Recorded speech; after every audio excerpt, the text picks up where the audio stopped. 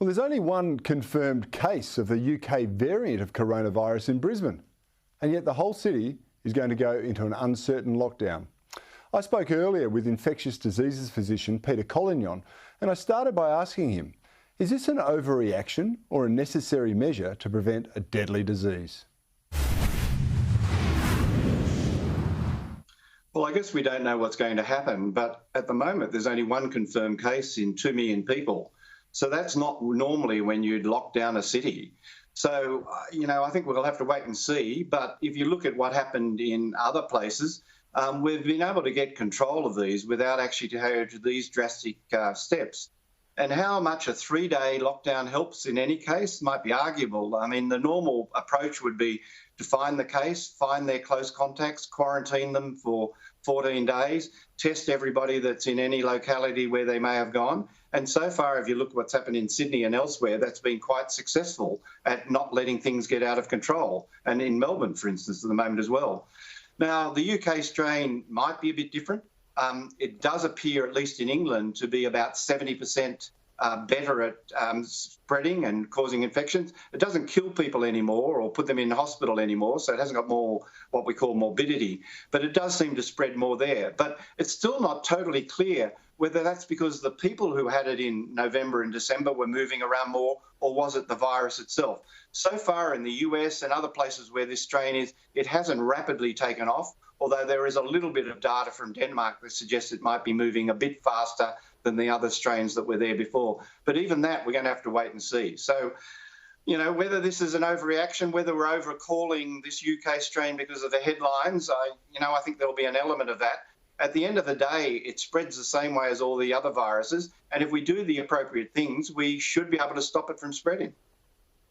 Well, Professor, that's an excellent point. I mean, firstly, we have some fantastic case management examples around Australia where hotspots have been quarantined and effectively infection has been minimised or reduced to the greatest possible extent. To disadvantage 2 million people in a metropolitan area over one single case, it seems to be I guess, a panic on behalf of the bureaucrats, particularly if, as you say, this is no more deadly than the regular coronavirus.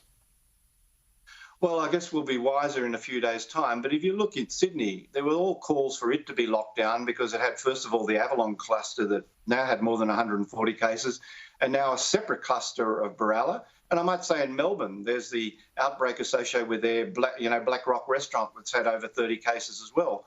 But all of those, and I think summer is a big help because summer viruses don't spread as much as winter. They do spread, but not as much. But so far, these have all been kept under control by limiting numbers of people meeting inside, keeping the 4 square metre rule, the physical distancing, but particularly having good case finders that track down all the close associates, etc., and keep them out of circulation. All of that has been successful. And in Adelaide, if I look at a couple of months ago, again, what they did there with finding about 30 cases was very successful, and closing borders and doing a 2 or 3 day lockdown didn't make any difference to the end result. So I think we've got to be careful about not overreacting. Melbourne had a disaster in winter, which we all know about, hundreds and hundreds or thousands of cases. But at the end, there were a whole lot of things that went wrong right at the beginning that one would hope it's not going to happen anywhere again in Australia. We've got better case control, better case finding, better quarantine provisions. We're not letting people who are infected out on the streets walking around. That happened as well. And it's much more transparent and obvious where people have been rather than the case in Melbourne. So all of those things have been learnt. We're doing it better. And so to go down into a lockdown too early is going to be a problem because we've got this problem for another year or more. The vaccines are going to roll out, but they don't stop all transmission. They don't give you a zero risk. And therefore, if we react this way to just one case in 2 million people, or even one case in 100,000 people, that's, really calling hotspots that nobody else in the world would, and not what sort of most people would have thought was a hotspot even a few months ago. Yes, that leads me to a very big question, which a lot of people have been talking about. We're going to have to learn to live with this virus, just like we've learned to live with the flu and other viruses that come and go and mutate, because one vaccine is perhaps not going to be as effective against a future generation of this virus as perhaps the current one will be. How should we approach it? I mean, should people be getting vaccinated in the hope that this is going to eliminate it, or are we just going to have to reduce the instances as much as possible and learn to adapt and get on with our lives around coronavirus? Well, I think a mixture of both of the things you've suggested. If you look at the respiratory viruses that we've eliminated in Australia, they're measles and German measles. And that took quite a while to happen, and only happened once we had a vaccine that was rolled out to at least 90% of the population that was 90% effective. Now, the vaccines for coronavirus or COVID so far do look much better than a lot of us initially thought it'd be. The Pfizer one does appear, at least in 18 to 60-year-olds, to be 90% effective. The one that's probably going to be rolled out more often, the AstraZeneca one, that is actually not quite as effective. It's probably about 70%. But again, we don't have data in all age groups. But you've got to remember, we also don't have any vaccines for children yet. That'll probably be another 6 months or 12 months away.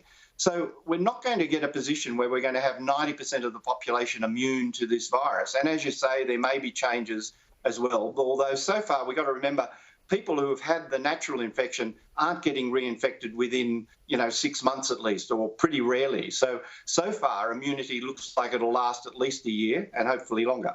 But at the end of the day, if we don't want, or we want to minimise transmission, we're going to have to keep on a lot of the restrictions we currently have, particularly for people coming back from high prevalence area, Europe, America. There's going to have to be some sort of quarantining, either in a hotel or even if you're vaccinated, at least at home for a period of time.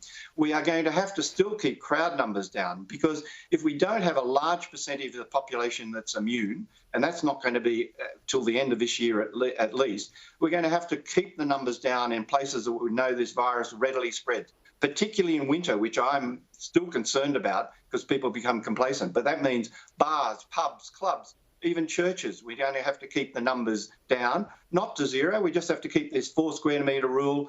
People who are sick, keep away, particularly from work as well. And even in your own home, if anybody's sick, keep away from them, make sure they get tested, and do everything you can to minimise transmission of infection. It's not only COVID that most of Australia we didn't transmit this winter.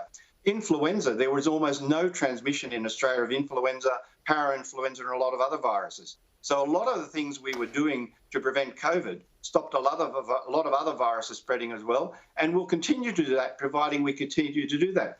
But if I look at places like Western Australia or even Queensland, the whole desire of elimination is so we can go back to normal. Well, I actually don't think that's realistically medium to long term that we'll continue to do that. We'll get these reintroductions.